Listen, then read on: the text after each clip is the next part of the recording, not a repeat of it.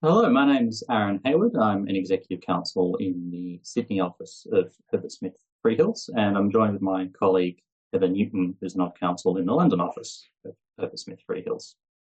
And today we're giving a short update on AI-generated art and IP and some of the risks that are occurring in practice.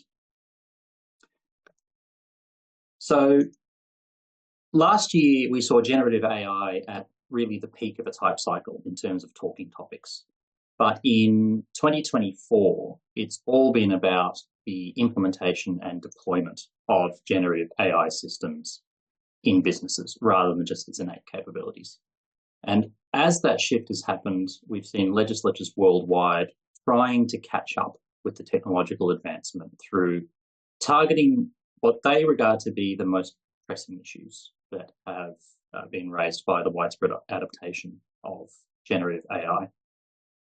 There have been some well-publicised and some less well-publicised examples of that kind of legislation. Perhaps the best known example is the EU's AI Act, which entered into force this year in August, although most of its rules don't become effective until 2026.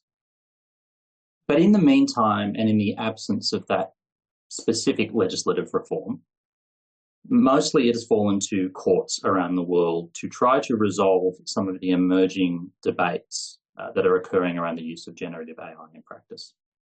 In that space, IP rights, and copyright in particular, has emerged as a key battleground. That's because copyright historically and still today is the regime that exists in order to allow creatives, people who create various forms of creative endeavours, including artworks, both to control but also importantly to benefit from the exploitation of that work. And as generative AI has been used more and more, those people are wanting to ensure that they are paid their dues for the use of their work.